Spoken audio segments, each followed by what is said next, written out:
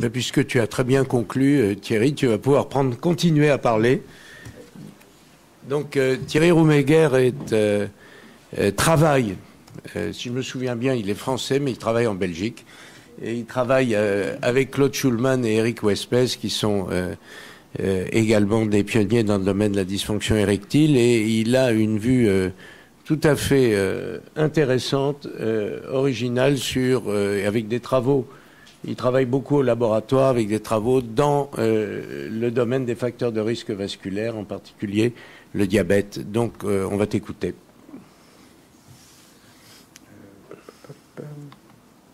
Voilà.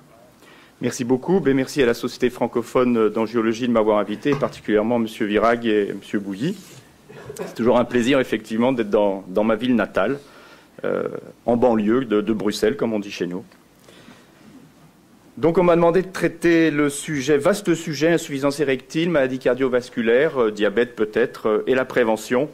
Vaste sujet à traiter en un quart d'heure, probablement impossible, en tout cas par mois. En tout cas, il y aura probablement beaucoup de lacunes, donc j'ai été obligé de sélectionner le sujet. Alors si on parle de prévention déjà, c'est qu'il y a probablement une association. Alors vous êtes évidemment au courant de l'association entre troubles de l'érection, maladie cardiovasculaire, maladie vasculaire périphérique. Et là, juste un petit aperçu d'une étude multicentrique de la branche belge, d'une étude multicentrique qui incluait, comment dirais-je, des données pour la France. Et vous voyez que chez des patients qui présentaient donc une dysfonction érectile, eh bien, on a une association avec soit de l'hypertension, du diabète, évidemment grand pourvoyeur de maladies vasculaires, ou de troubles lipidiques. Alors, ce qui était aussi intéressant, c'est de voir qu'en fonction de la sévérité de la dysfonction érectile, eh bien, on retrouvait également une plus grande prévalence de ces comorbidités, à savoir l'hypertension, les troubles lipidiques ou le diabète. Donc, plus la fonction érectile était altérée, plus les comorbidités organiques donc, étaient représentées. Et ceci, toujours, c'était l'étude belge, et ceci venait en corollaire, ou vient en corollaire, d'une étude américaine, multicentrique également, qui incluait là encore une branche française, où on interrogeait des patients qui présentaient une dysfonction érectile et que l'on comparait à ceux qui ne présentaient pas de dysfonction érectile. Et vous voyez que là encore, chez les patients donc en bleu foncé qui avaient une dysfonction érectile, eh bien là encore, l'incidence et la prévalence des troubles cardiovasculaires étaient plus importantes. Alors on ne reviendra pas sur le quator mortel, évidemment, tel que diabète, la surcharge pondérale, l'hypertension, la dyslipidémie, mais c'est clairement, quand même, si on veut parler de prévention, il faut quand même l'avoir un petit peu en tête. Alors, on reviendra peut-être un petit peu sur le syndrome métabolique tout à l'heure, très à la mode actuellement. Quelques mots notamment, vous voyez que sur le syndrome métabolique, plus votre patient a de facteurs de risque d'un syndrome métabolique, je ne reviendrai pas sur les définitions, eh bien plus le risque également, la probabilité d'avoir une dysfonction érectile est importante, donc en fonction du nombre de facteurs de risque. Et pareillement, en fonction de l'équilibration du diabète, de l'équilibre glycémique, si on regarde l'hémoglobine glycosylée ou glyquée, eh bien vous voyez que plus cet équilibre glycémique, ou plutôt plus ce déséquilibre est important, plus, encore une fois, la probabilité et surtout la sévérité du trouble érectile augmente. Alors, il y a quelques années, regardant les lipides, on s'était aussi intéressé à comparer à la consultation d'urologie les patients qui se présentaient, voir ceux qui avaient une dysfonction érectile, ceux qui n'en avaient pas, et on avait trouvé un taux, et ça a été bien, comment dirais-je, confirmé par la suite, et ça confirmait déjà une étude de 94, celle-ci datant de 2003. Il y avait plus un taux d'hyperlipidémie plus élevé chez les patients qui présentaient une dysfonction érectile. Et on avait ajouté à ça le calcul du risque selon le score de Framingham, le calcul du risque de développer une maladie coronarienne dans les 10 ans. Et on avait, là encore, chez ces patients avec dysfonction érectile qui présentaient une hyperlipidémie, eh bien, on avait un risque plus élevé de développer une maladie cardiovasculaire, notamment coronarienne, dans les 10 ans. Plus récemment, vous voyez également la probabilité de développer un trouble de l'érection chez des patients qui présentent un diabète, une maladie cardiovasculaire ou les deux, l'un étant souvent pourvoyeur de l'autre, eh bien vous voyez que quelles que soient les catégories d'âge, même si l'âge est le facteur de risque entre guillemets principal de la survenue d'un trouble de l'érection, eh bien vous voyez que quelles que soient les décennies, quel que soit l'âge, eh bien la probabilité d'avoir une dysfonction érectile augmente avec ces comorbidités. Comme l'a déjà abordé tout à l'heure Monsieur Bouilly, eh bien, vous voyez qu'il semblerait dans la littérature, parce que tout ça, bon, sont des études qui peuvent être remises en cause, mais enfin, on a de plus en plus d'arguments pour dire que les choses vont dans ce sens. Eh bien, un quart des patients de plus de 40 ans qui présentent une dysfonction érectile sont à risque de développer une maladie coronarienne.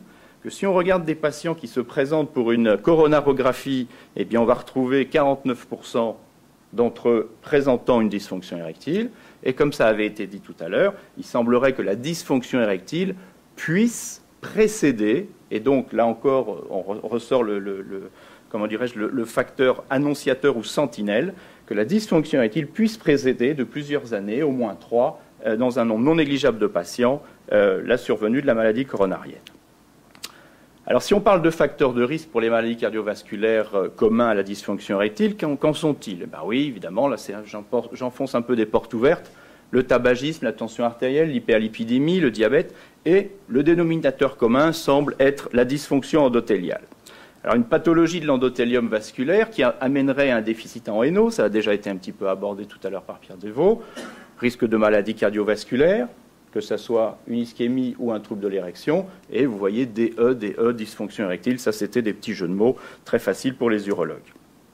Alors je ne puis évidemment parler de prévention sans faire référence à une étude qui avait été présentée à la Société européenne d'urologie, qui incluait quand même un gros nombre de patients, et vous voyez qu'à partir du moment où on augmentait l'activité physique, on perdait du poids, on arrêtait de fumer, eh bien, il semblait qu'on améliorait la qualité de l'érection, et là, vous reconnaissez évidemment les recommandations simples d'hygiène de vie identiques aux maladies cardiovasculaires.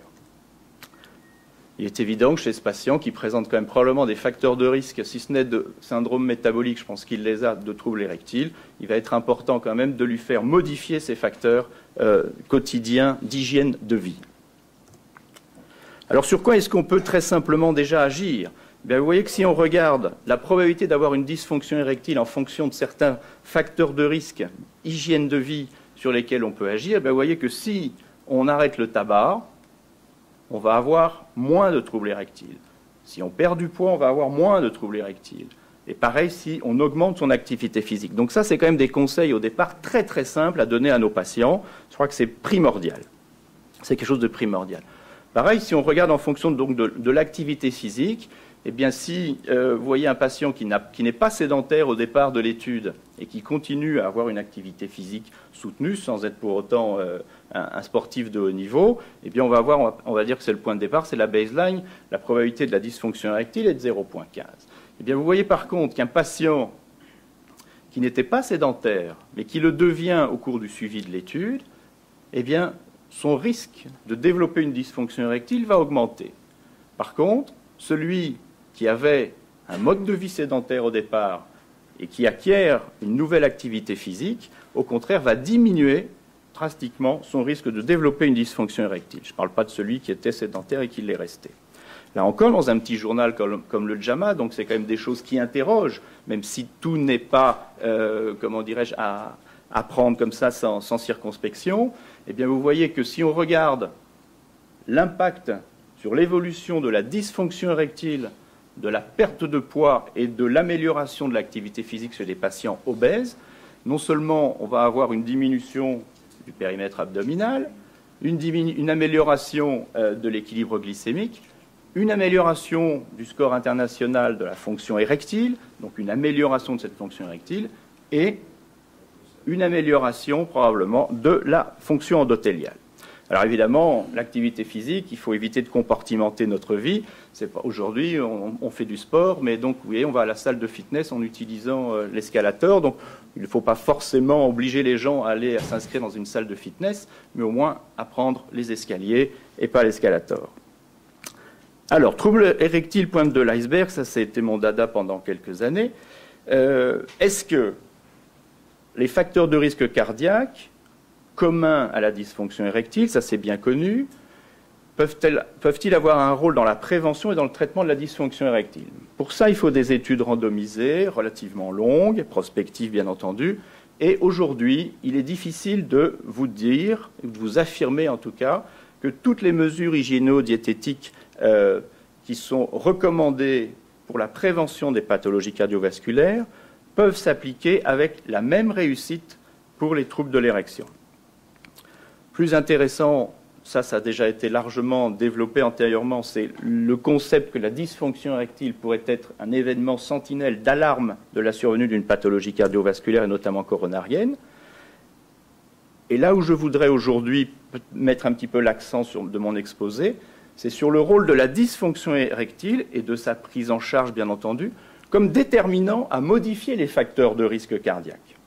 M'adressant à des médecins vasculaires, ça me semble le minimum. Alors le pénis pourrait-il être l'antenne du cœur, l'antenne médicale du cœur? On se trouve en permanence à un état d'équilibre entre l'érection et la flaccidité, donc la tumescence en tout cas, et la flaccidité. Et donc il y a un état d'équilibre entre, comme ça a été montré tout à l'heure par Pierre Deveau, entre la vasodilatation et la vasoconstriction. À l'état flaccide, le pénis se trouve à un état hypoxique. Nous sommes donc en permanence à un état hypoxique et on peut dire que globalement, la pression en oxygène au niveau des corps caverneux correspond à peu près à celle de la pression dans une veine. Et donc c'est globalement, je dirais, dans les 68% de concentration en O2. En deçà d'un certain seuil, on va dire 65%, eh bien, il va y avoir comme conséquence une diminution de la sécrétion, enfin de NO, par diminution donc de l'action du travail de ces fameuses NO-synthases. Or, justement, cette synthèse du NO, elle est influencée par quoi? Notamment par l'état de l'endothélium, pour ce qui concerne en tout cas la sécrétion de la NO-synthase liée à l'endothélium. Et cet endothélium, il est altéré par le tabagisme chronique, par l'hyperlipidémie, et par tous les facteurs, entre guillemets, qui peuvent entrer dans la constitution, la définition, en tout cas, du syndrome métabolique. Le NO a également besoin, pour être synthétisé, a également besoin d'oxygène. Ça, c'est très important. C'est vraiment une molécule cruciale qui va donc déterminer l'activité des différentes NO-synthases, que ce soit la neuronale ou l'endothéliale. Et ça, c'est très important, justement, donc, pour parvenir à la production de NO. Les NO-synthases ont besoin d'oxygène. Alors pour revenir sur le petit, je ne vais pas revenir très longtemps sur le petit schéma de la physiologie de la cellule musculaire lisse présenté déjà tout à l'heure aussi par Pierre. Mais donc ce fameux NO va entraîner une activation de cette guanylate cyclase qui va amener à l'accumulation de GMP cyclique. D'accord? Or ce que l'on sait aujourd'hui, c'est que c'est la NO-synthase, la neurone, qui est, sécrétée par les nerfs caverneux, donc la neuronale NO-synthase, qui va, semble-t-il, par la production de NO, initier le mécanisme de l'érection. Et c'est la NO-synthase qui vient de l'endothélium qui va, elle, permettre le maintien donc, de la relaxation de la cellule musculaire lisse et donc le maintien de l'érection. Alors ça, c'est quelque chose d'assez important, encore une fois, quand on parle de dénominateur commun entre les pathologies cardiovasculaires et la dysfonction érectile, à savoir l'endothélium et donc la dysfonction endothéliale. Donc ça pourrait se passer par là. Alors j'ai entendu parler tout à l'heure du stress oxydatif. Ben, effectivement, le tabagisme, l'hypercholestérolémie, le diabète, l'hypertension, eh bien tout ça, ça entraîne un état, on le verra, d'inflammation, mais également de stress oxydatif. Et ce stress oxydatif entraîne une lésion, enfin des lésions au niveau des cellules endothéliales, un dysfonctionnement de l'endothélium qui peut aboutir à la vasoconstriction, la dysfonction érectile, ça c'est notre domaine, et puis à l'athérosclérose. Et l'athérosclérose, effectivement, il y a de plus en plus d'arguments maintenant, et là maintenant je m'adresse à des spécialistes, pour dire que c'est quand même une pathologie inflammatoire. C'est quelque chose d'important parce que je vais y revenir. Alors en tant qu'urologue, j'ai choisi, un petit peu arbitrairement, de vous parler aujourd'hui de l'intérêt des inhibiteurs de PDE5. On a parlé de l'évolution de la prise en charge de la dysfonction érectile tout à l'heure. On a parlé du rôle très important de la testostérone. Eh bien, voyons voir un peu si les inhibiteurs de ces phosphodiestérases de type 5 pourraient intervenir ou avoir un rôle, en tout cas, dans le traitement ou la prise en charge de cette dysfonction endothéliale. Alors déjà, vous savez que aujourd'hui, le rapport ApoB sur ApoA est un facteur prédictif de maladies cardiovasculaires. Eh bien, si vous donnez un IPDE5, dans cette étude, c'était du tadalafil, du Cialis, si vous donnez un IPDE5 à des patients, eh bien, vous voyez très rapidement, en un mois, une diminution importante du rapport ApoB sur ApoA. Donc c'est quelque chose, c'est une étude préliminaire dont je vous fais part actuellement. Actuellement une étude avec un design beaucoup plus rigoureux, randomisé avec un crossing over est en cours. Ça, je ne peux pas encore vous en donner les résultats. Mais donc, vous voyez qu'on a une diminution drastique du rapport ApoB sur ApoA. Et de manière intéressante, cette étude préliminaire s'adressait à des patients qui n'étaient pas, entre guillemets, avec des facteurs de risque monstrueux, parce qu'on voulait déjà un petit peu voir s'il y avait ne serait-ce qu'un effet, basé sur le fait que, en fait, une inhibition de la phosphodiestérase de type 5, 6 et 9 entraînait une altération de NF-kappa-B qui elle-même inhibe la sécrétion, la production de l'ApoA, qui est la fraction liée au HDL, donc le bon cholestérol. Eh bien, ce qui est très intéressant, c'est de voir aussi que chez les patients qui avaient une ApoA basse, donc la bonne fraction, entre guillemets, la fraction protectrice liée au HDL, eh bien, vous voyez que chez ces patients qui avaient une ApoA basse, eh bien, dans le même temps, dans le mois, on observe une augmentation de cette ApoA. Donc, non seulement une diminution du rapport ApoB sur ApoA, mais également, avec diminution de l'ApoB, bien sûr, mais également chez ceux qui avaient une ApoA basse, une augmentation de cette ApoA. Donc, un effet pléiotrope éventuel des IPDE5. Alors, puisqu'on parlait tout à l'heure, je vous ai parlé de l'inflammation, que je m'adresse à des médecins vasculaires, je crois qu'il est important, athérosclérose, inflammation, oui, quel est le rôle des LDL oxydés? Je travaille un peu sur les LDL oxydés depuis 2 ans, alors j'en ai profité, je me dis, c'est l'occasion de placer mon truc.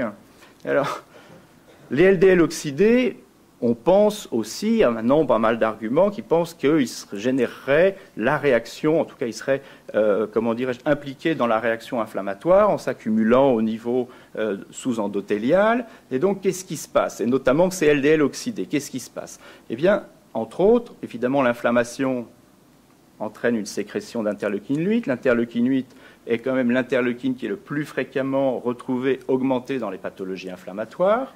Et on voit que la myéloperoxydase semble intervenir in vivo dans l'oxydation des LDL. Et donc, on a travaillé un petit peu sur les MOX-LDL, qui sont les LDL oxydés par la myéloperoxydase, pour voir si effectivement, ça ne peut pas être rentré dans le schéma qu'on a vu tout à l'heure sur l'altération de l'endothélium. On sait déjà que cette fameuse myéloperoxydase, eh bien, elle n'a pas été choisie comme ça. Elle a quand même, son taux plasmatique est quand même prédictif dans des petites revues comme le New England, vous voyez, ou Circulation, a quand même été mise en évidence comme étant prédictif du risque d'accident cardiaque, que ce soit au niveau d'un angor, que ce soit un syndrome coronarien aigu. Donc, c'est quelque chose d'intéressant. Donc, cette myéloperoxydase qui va participer à l'oxydation des LDL. Ce que l'on sait aussi, c'est que ces LDL oxydés par la myéloperoxydase, eh bien, vous voyez qu'au niveau de l'endothélium, ils vont avoir une diminution, ils vont avoir comme effet de diminuer le taux de GMP cyclique. Ce fameux GMP cyclique dont l'accumulation va amener à la relaxation de la cellule musculaire lisse, donc, comment dirais-je, au risque de dysfonction érectile, à partir du moment où il n'y a plus de relaxation. Donc ça, c'est quelque chose d'intéressant, premier critère. Deuxième chose intéressante, c'est que ces LDL oxydés par la myéloperoxydase, non seulement on les retrouve au niveau des gros vaisseaux, là ici au niveau de l'aorte, mais on les a retrouvés aussi récemment au niveau des corps caverneux. À nouveau, pour essayer de faire le lien. On sait que ces LDL oxydés par la myéloperoxydase, qu'est-ce qu'ils font? Eh bien, ils entraînent, au niveau de la cellule endothéliale, ils entraînent une augmentation, une accumulation, en fait, c'est pas une accumulation, c'est une augmentation du codage pour les phosphodiestérases de type 5, dont on a vu, ces phosphodiestérases de type 5, qui antagonisent la guanylate cyclase et donc qui s'opposent à l'accumulation du GMP cyclique. Et alors, si on a regardé évidemment quelle était alors de ce fait l'action des IPDE5 sur la les LDL oxydés par la myéloperoxydase en termes d'inflammation. Donc en dosant l'interleukine 8 soumise au MOX-LDL, des cellules endothéliales soumises au MOX-LDL, et en rajoutant un inhibiteur de phosphodiesterase de type 5, eh bien on s'aperçoit qu'avec le tadalafil, on obtient une diminution tout à fait significative de la production d'IL-8, donc de l'inflammation. Donc effet, entre guillemets, inflammatoire possible, potentiel, des IPDE5, en tout cas du tadalafil, parce qu'on n'obtient pas du tout, malheureusement, les mêmes résultats avec le vardenafil ou avec le sildenafil. Donc, dysfonction endothéliale commune à la dysfonction érectile et aux pathologies cardiovasculaires. Peut-être que l'inhibition des PDE5 peut améliorer ou pourrait améliorer la fonction endothéliale en amplifiant la réponse du muscle lisse au NO. Oui. Et est-ce qu'il y a une indication, et évidemment, tout l'intérêt, c'est d'avoir une cible thérapeutique, une nouvelle cible thérapeutique pour les maladies cardiovasculaires via les IPDE5. Tout comme la myéloperoxydase peut être une nouvelle cible thérapeutique comme agent anti-inflammatoire, enfin, les thérapeutiques contre la myéloperoxydase comme agent anti-inflammatoire. Alors sinon, il y a beaucoup de papiers depuis 2000 maintenant qui se sont intéressés à... Et ça, je vais aller très très vite parce que toutes les études ne sont pas toujours très rigoureuses, mais enfin, jusqu'en 2008, il y a des études qui sortent en ce sens, sur l'intérêt de la prise de ces inhibiteurs de la phosphodiesterase de type 5 dans l'amélioration de la fonction endothéliale et de la pathologie cardiaque. Alors, vous le savez, bien entendu, c'est bien connu, le sildenafil, le Viagra, a une AMM, ça s'appelle le Revatio, a une AMM pour le traitement de l'hypertension artérielle pulmonaire. Donc, pour l'instant, c'est le seul. Mais il y a des tas d'études et donc des tas d'arguments qui montrent une influence positive de ces IPDE5, que ce soit le sildenafil, le vardenafil ou le tadalafil, aussi bien chez les patients, donc sur la fonction endothéliale, chez des patients à haut risque de pathologie cardiovasculaire, chez des patients diabétiques, chez des patients tabagiques, etc., etc. Et alors évidemment, tout ça a été, peut-être aller un petit peu plus vite, et donc on voit en mesurant la fonction endothéliale, essentiellement au niveau brachial, et je crois qu'on sera très intéressé par l'exposé de M. Virag après, avec le PNORC notamment, si je déflore rien, l'intérêt de voir qu'avec ces médicaments, et notamment en prise chronique, on améliore la fonction endothéliale. En tout cas, vous voyez qu'ici, pour des vasculaires, on améliore, comment dirais-je, au Doppler, les pics de vélocité systolique, et puis qu'on diminue quand même tout ce qui est facteur CRP ultrasensible, l'endothéline 1 qui est un facteur de vasoconstriction. Donc je crois qu'il est important, si on parle de prévention, de détecter, et que si les troubles érectiles peuvent effectivement être considérés comme des facteurs sentinelles d'une pathologie cardiovasculaire, et j'ai un petit peu peut-être négligé, je m'en excuse, la pathologie vasculaire périphérique, mais on a de plus en plus de papiers aujourd'hui qui montrent qu'on peut considérer les troubles érectiles également comme annonciateurs non seulement d'une pathologie cardiaque, mais d'une pathologie vasculaire périphérique. Je crois que c'est vraiment très important et de ne pas hésiter à questionner les patients, notamment sur la présence d'une dysfonction érectile, ne serait-ce que pour être amené à mettre en évidence soit un diabète, soit une hypertension, un trouble des lipides ou une pathologie vasculaire. C'est important parce que, comme le disait tout à l'heure aussi Patrick Bouilly, eh bien, pour prendre les chiffres inverses, eh bien, 8% seulement de nos patients sont questionnés par leur médecin généraliste sur l'existence ou non d'un trouble de l'érection. Et quand on sait que ça peut éventuellement amener à détecter ou à traiter une pathologie autre, organique, je pense que ce n'est pas négligeable. Alors, parole d'urologue, évidemment, je m'en excuse pour le côté un peu trivial. Si vous ne le faites pas au moins pour votre cœur et vos vaisseaux, faites-le au moins pour le sexe. Je vous remercie.